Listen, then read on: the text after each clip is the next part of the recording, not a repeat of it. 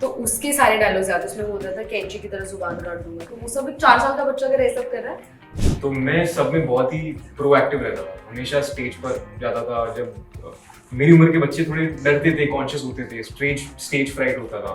कई मामलों में बहुत अलग हैं और कई मसलों पर बहुत जो इम्पैक्ट हमको करती है चीज़ें बहुत सिमिलर हैं इंसानों को, not only India but in general as species. तो मुझे लगता है कि मेरा प्रोसेस वही होता है कि और आज हमारे बीच हैं हाफ सीए की सीरीज़ की स्टारकास्ट, और आइए बात करते हैं उनसे और जानते हैं कि क्या खास है इस सीरीज़ में।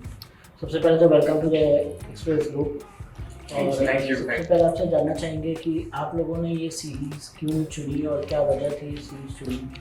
तो कोई भी जो TVF का नया शो आता है उसमें मेरे लायक कोई किरदार होता है, तो उसमें मैं हमेशा अपने आप को पिच करने की कोशिश करती हूँ कि जैसे इस शो के जो राइटर हैं उनमें से 2 लोग मेरे बहुत अच्छे दोस्त हैं, तो उन लोगों ने मुझे बहुत पहले ही कहा था कि वो ऐसे CA पे शो लिख रहे हैं। और खुशबू वन ऑफ द राइटर्स, वो फर्स्ट अटेम्प्ट CA है, तो उन्होंने कहा था कि ये ऐसा इसमें एक लड़की का कैरेक्टर है, तो मैंने कहा मैं कर सकती हूँ।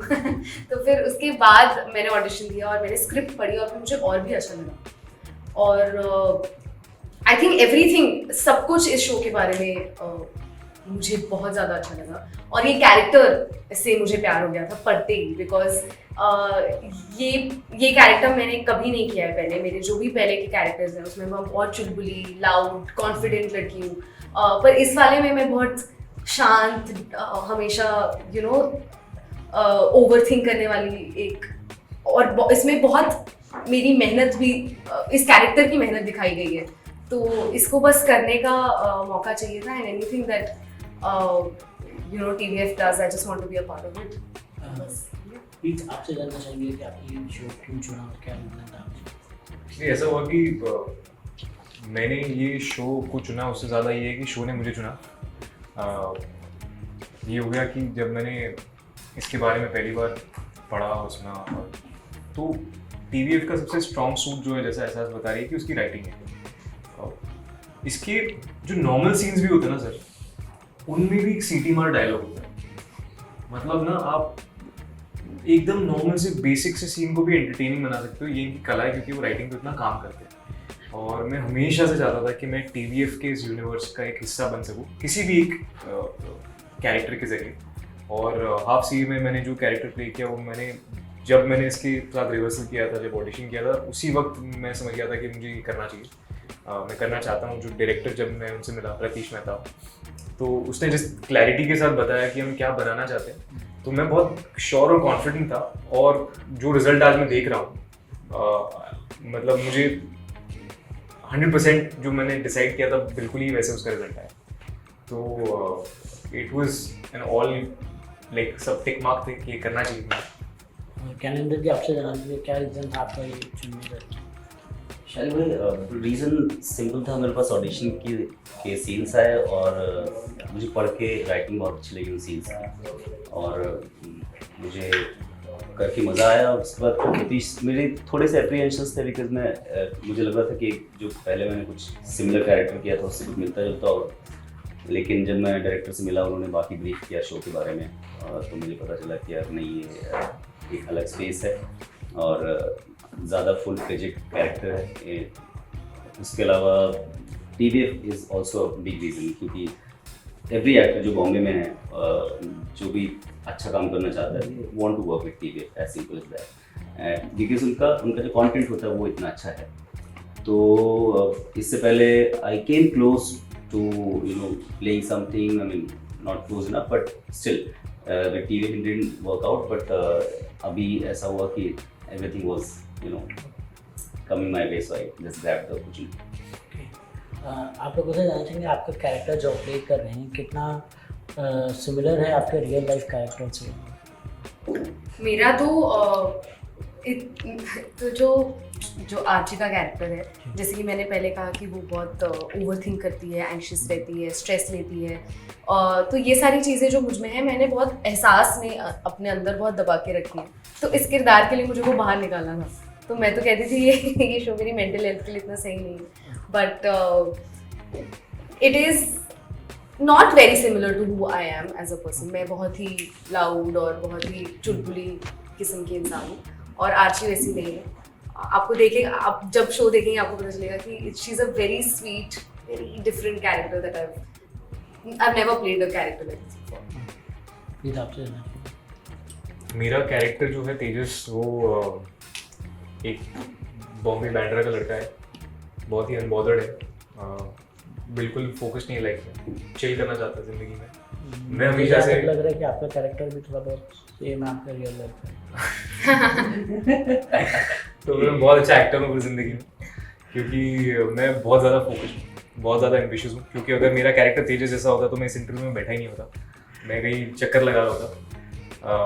बट मैं ज़िंदगी में हमेशा से जो मेरे ड्रीम्स थे, गोल्स थे, उस पर मैं काम करता था। मैं कॉलेज लाइफ को भी इंजॉय करता था, बट साथ साथ मेरा फोकस जो होता था वो रेजर शार्प था।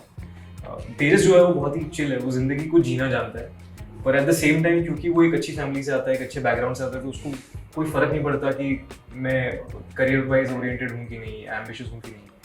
तो बट वो एक अपना फेज होता है, कॉलेज लाइफ में सब एंजॉय करते, चिल करते हैं, तो is like that, back bencher है, इसको डिस्टर्ब करता है।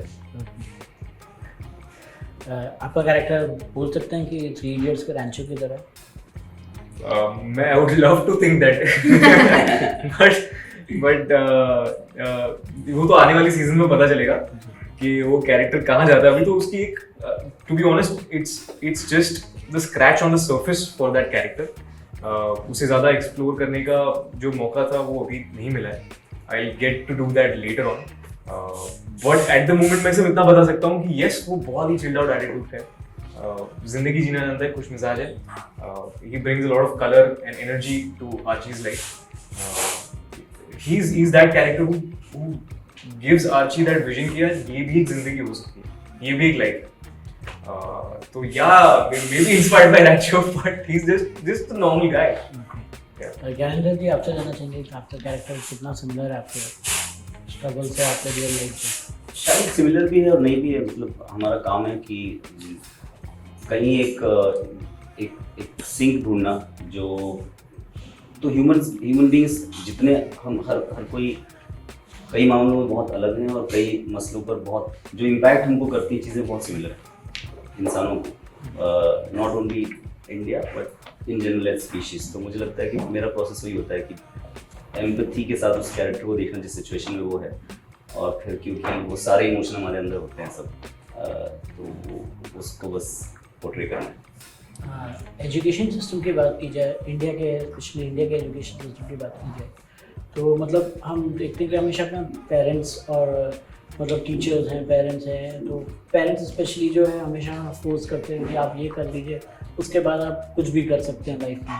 तो आप लोगों के पेरेंट्स का कभी कुछ ऐसा था कि मतलब कि आप पहले पढ़ाई कर लीजिए, उसके बाद आप कुछ करिए, कि क्या था कि आप लोग ने बोल दिया कि आपको एक्टिंग करनी है तो आपको पेरेंट्स ने बोल दिया कि ठीक? मैं 4 साल की थी जब मैंने एक्टिंग स्टार्ट की थी, और मेरी मम्मी ने ही मुझे इसके लिए, मतलब 4 साल की थी तो उनको दिखा कि मैं शायद एक्टिंग कर सकती हूँ, क्योंकि मैं 3-4 साल की उम्र में मुझे गब्बर सिंह के सारे डायलॉग्स याद थे। हाँ, मतलब मुझे पूरे बाय हार्ट थे। और एक फिल्म आई थी, मुझे ना फिल्म का नाम हमेशा मैं भूल जाती हूँ, वो अक्षय खन्ना और अजय देवगन की फिल्म थी, तो उसके सारे डायलॉग्स याद, उसमें बोलता था कैंची की तरह जुबान काट दूंगा। तो वो सब 4 साल का बच्चा अगर ये सब कर रहा है तो मम्मी ने कहा ठीक है, इसको एक्टिंग में डालते हैं। तो उनको हमेशा से पता था कि मैं ऐसा फुल ड्रामा क्वीन हूँ, मुझे एक्टर बनना है। तो इवन इन स्कूल लाइक वो कभी भी प्रेशर नहीं था कि स्कोर करना है या कुछ और करना है। And as I grew, acting just became who I am, और तो मतलब आई ग्रू अप एक्टिंग, तो कुछ सोचा ही नहीं कुछ और करने का कभी। तो इवन मतलब ड्यूरिंग एग्जाम्स मेरी मम्मी कहती थी बस पास होके आ जाना, फेल मत होना, और बाकी तू स्ट्रेस मत ले। तो मैं उतना ही पढ़ती थी जितना मुझे पास होने के लिए पढ़ना चाहिए। I am just intrigued by the fact that वो गब्बर सिंह के डायलॉग, डूड मुझे पूरा यार। और जो दूसरी चीज तूने बोली कैंची की तरह की जुबान काट हाँ, फर्क हो गया सारे याद है, मैं डेंट पड़ गई।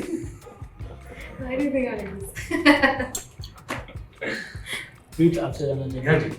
मतलब कि आप क्या चेंजेस करना चाहिए, मतलब पेरेंट्स ने आपको जब आपने बोला कि आपको एक्टिंग करनी है, तो मतलब कि आप क्या, मतलब उनको लगा कि बिल्कुल सही कर रहा है, क्योंकि बर्थडे पार्टीज हो या स्कूल कॉम्पिटिशन्स हो, एनुअल डे फंक्शन होता था, तो मैं सब में बहुत ही प्रोएक्टिव रहता था, हमेशा स्टेज पर जाता था। जब मेरी उम्र के बच्चे थोड़े डरते थे, कॉन्शियस होते थे, स्टेज फ्राइट होता था, कैमरा कॉन्शियस होते थे, मैं बिल्कुल वैसा नहीं था।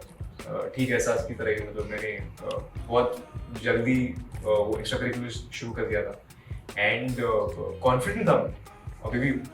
And my only thing is that my parents always allowed me to be myself, कि बेटा तुम्हें जो खुशी, जिस चीज़ से खुशी मिलती है वो चीज़ करो।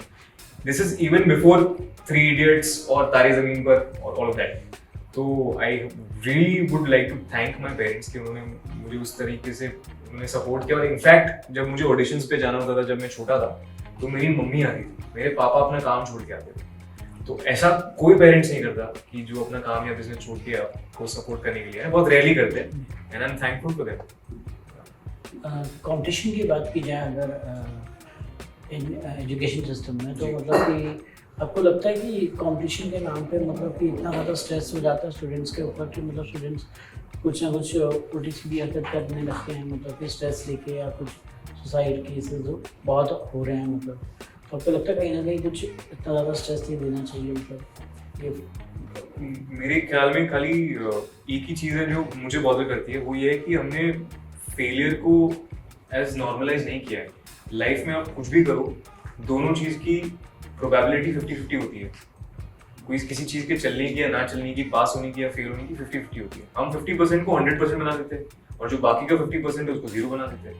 तो फिर जब रिजल्ट बिल्कुल आपकी इच्छा के विरुद्ध आता है तो आप बहुत ज़्यादा पैनिक हो जाते हो, स्ट्रेस्ड हो जाते हो। तो आई थिंक कॉम्पिटिटिवनेस होनी चाहिए, कंपटीशन होना चाहिए, जमकर होना चाहिए, क्योंकि तभी तो लोग ग्रो करेंगे जिंदगी में। But at the same time अगर आप नाकामयाब होते हो उस मोमेंट में, उस एग्जाम में, तो that is not the end of the world. वो आपकी जिंदगी खत्म नहीं हो जाती है वहाँ पर, बस इतना ही चेंज करने की जरूरत है। आप क्या कहना? सर मुझे लगता है कि फेल होना इज ओके, मतलब आप या तो पास होंगे या फेल होंगे, वही उतनी पॉसिबिलिटी है। और सीखेंगे उससे कुछ, कम से कम इतना तो सीख ही जाएंगे कि इस तरीके से नहीं हो पाएगा, कुछ और नया तरीका होगा। तो मतलब मुझे नहीं लगता कि फेल होना कोई इसमें कोई शर्म की बात है। मुझे जितने लोग हैं जहाँ पे भी हैं, वो फेल होने के बाद ही, दिक्कत मुझे लगता है ये है थोड़ी सी कि हम लोगों की जर्नी को तब अप्रिशिएट करते हैं जब वो कहीं पहुँच जाता है, किसी मंजिल पे पहुँच जाता है। वो किस सफ़र से आ रहा है, उस सफ़र के दौरान उसको कोई पूछता नहीं। तो हर फेलियर को लगता है, मतलब जो फेल हो गया है उसको लगता है कि बस वहाँ जब तक नहीं पहुँचा तब तक जिंदगी कोई मतलब ही नहीं। जबकि अगर वो ये देखे कि कहाँ से शुरू किया था और आज कहाँ पर है, तो उसको लगेगा कि यार काफ़ी तो आगे आए हैं। आप लोग से जानना चाहिए कि अगर आप लोगों को मौका मिले रियल लाइफ में, अगर कोई एजुकेशन मिनिस्टर बना दे आप लोगों को, तो ऐसा कौन सी चीज़ है जो आप चेंज करना चाहेंगे एजुकेशन सिस्टम में? एजुकेशन सिस्टम में आई डोंट थिंक आता है, बट मैं चाहती हूँ कि स्कूल्स में sign language as a proper subject पढ़ाई जाए, because I think it's very very important कि हम सबको साइन लैंग्वेज है। And it's not just for who are you know incapable of hearing or talking. It's also like when if you're in a compromised situation, you need to know these things, and I think it's life altering altogether.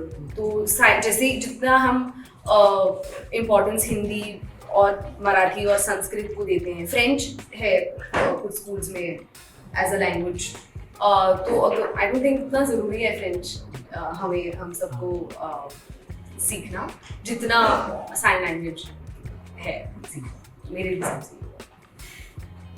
मैं उतना तो qualified हूँ नहीं कि मैं ये बता सकूँ, पर एक सजेशन है, सुझाव जो है, जो मेरी स्कूल में होता था वो ये था कि हमको बताते थे कि बैंक में कैसे चीज़ें फंक्शन करती है, आप चेक कैसे बनाते हैं, आप अकाउंट कैसे खोलते हैं, आप ट्रेडिंग कैसे करते हैं। उसमें एक बेसिक नॉलेज होना चाहिए, क्योंकि वो प्रैक्टिकल नॉलेज है।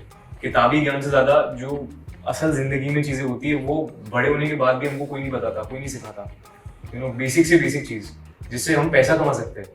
तो मेरे पापा हमेशा एक चीज़ बोलते थे कि जब मैंने ड्राइविंग सीखी ना पहली बार, कहते अब तेरी 20,000 की सैलरी पक्की। तो प्रैक्टिकल चीज़ है ना कि जिंदगी में कुछ भी हो जाए 20,000 तो कमाई लेगा मेरे बेटे, स्किल है। तो वो चीज़ें हमें नहीं सिखाई जाती। हम किताबी ज्ञान क्वेश्चन आंसर वो करते रहते हैं। आई बिलीव कि ये सारी चीज़ें हमको जो एज गुड एज से फॉर एग्जाम्पल कि एक अपना अपना अपना जीएसटी कैसे फाइल करना है उसका बेसिक नॉलेज अगर आप कॉलेज में सीखना शुरू कर देते हो तो आपको कोई जिंदगी में कोई हाफ सीए या फुल सीए आपको बेवकूफ नहीं बना सकता क्योंकि आप जानते हो कि आप आपके पैसों के साथ क्या हो है। कई लोग ऐसे होते हैं जो बहुत पैसे कमाते हैं लेकिन उनको अपना पैसा हैंडल करना ही नहीं आता, वो खो देते सारा पैसा। तो ये सारी चीजें अगर हमको सिखाएं तो अच्छा। ज्ञानेंद्र जी आप क्या कहना चाहेंगे उसके? सर लोग बहुत छोटे हैं कि इस चीज़ को there are more qualified people doing the job, but मुझे लगता है हाँ I would love to see कि अगर हम स्टूडेंट्स में और ज़्यादा एम्पैथी और ज़्यादा काइंडनेस इस तरह की चीज़ें देखें। कंपटीशन अपनी जगह ठीक है लेकिन एंड ऑफ द डे आपने सारी पढ़ाई वढ़ाई खत्म करके आपको एक सोसाइटी में आना है, लोगों के साथ मिलना है, बैठना है, जानना है, तो और ज़्यादा उनके अंदर एक दूसरे को लेकर कंपैशन हो, एम्पैथी हो। तो आई डोंट नो कैसे इनकॉर्पोरेट करेंगे एजुकेशन में, but not only for human beings but also for animals, for everybody else. Okay, lastly जैसे ये सीरीज हाफ सीए के बारे में है, वैसे एक्टर्स के इसमें लाइफ में ऐसा रहता है कि मतलब कि एक्टर्स जब फुल एक्टर बन जाता है तो उनकी जो है विश रहती है कि ये एक्टर के साथ काम करें तो हमें और ज़्यादा मतलब फेम मिलेगा या और ज़्यादा। तो आप लोग की विश ऐसी है कि कौन सा एक्टर्स के साथ आपको काम करना है? आपने तो ऑलरेडी कर चुकी है। नहीं मैं हाँ मतलब वो तो बहुत बचपन में किया था लेकिन इनको लाइफ में अचीवमेंट अच्छा हुआ बस। मुझे नहीं मुझे बहुत कैसे बोला मुझे सबके साथ काम करना है। मेरा ऐसा कोई मतलब विश लिस्ट तो ऐसे तो है ही कि I want to work with Zoya Akhtar, Sanjeela Mansari, Raju Irani, but like मुझे सबके साथ काम करना है। I want to work with everybody और मुझे बहुत काम करना है। तो अब तो हाफ एक्टर में तो अभी हाफ एक्टर में ना बहुत है, मुझे भी फुल एक्टर में और मुझे लगता है फुल एक्टर कभी बनना ही है। Like I think it's I can just speak as an actor. मुझे लगता है ये तो होता ही रहता है। The moment you feel like you're a full actor or you're satisfied with anything, I think that is when you retire. But अगर करते रहना है काम तो प्रोसेस में रहना। हाँ प्रोसेस में रहना चाहिए सबके साथ काम। सर मैं फुल एक्टर में फुलफिल्ड एक्टर हूँ। मैं चाहता हूँ कि लोग मेरे साथ काम करें और टू बी ऑनेस्ट एक्टर होता है, कोई हाफ एक्टर फुल एक्टर नहीं होता। सब अपनी अपनी मेहनत करते हैं, सब अपने से हम जो आज है उससे बेहतर बनना चाहते हैं कल। तो definitely I would just want to be part of good stories, work with people who push me to become a better actor, not a full actor but a better actor. Sir ऐसा कोई actor नहीं है ऐसा wish list में कि इनके साथ काम कर लिया तो जन सफल है, पर हाँ मुझे अच्छी स्टोरी चाहिए, अच्छे कैरेक्टर्स किरदार चाहिए और होपफुली ऐसे लोग हों जो कि उतनी पैशनेटली और उतनी ऑनेस्टी के साथ उसमें काम कर रहे हो, तो फिर वो बहुत बड़े हों नए हों उससे ज़्यादा मुझे फर्क नहीं पड़ता। लास्टली आप टीनू को जानना चाहेंगे, क्या मैसेज देना चाहेंगे आप फैंस को अपने हिसाब से? हमने ये शो बहुत मेहनत से बनाया है। बहुत इस शो में आपको बहुत सी चीज़ें देखने को मिलेंगी, बहुत सारे एलिमेंट्स हैं। ये शो ऑब्वियसली सीए एग्जाम्स के बारे में है but it's also very entertaining. सब रिलेट कर पाएंगे शो से और सबको बहुत अच्छा लगेगा और सब कैरेक्टर्स इसमें अलग अलग टाइप के कैरेक्टर्स हैं और हम तीनों के अलावा इस शो में और भी एक्टर्स हैं जो आपको सारे आपको सबसे प्यार होगा। आपको तेजस के कैरेक्टर से प्यार होगा, आपको नीरज भैया के कैरेक्टर से प्यार होगा, विशाल और शायद आर्ची से भी होगा।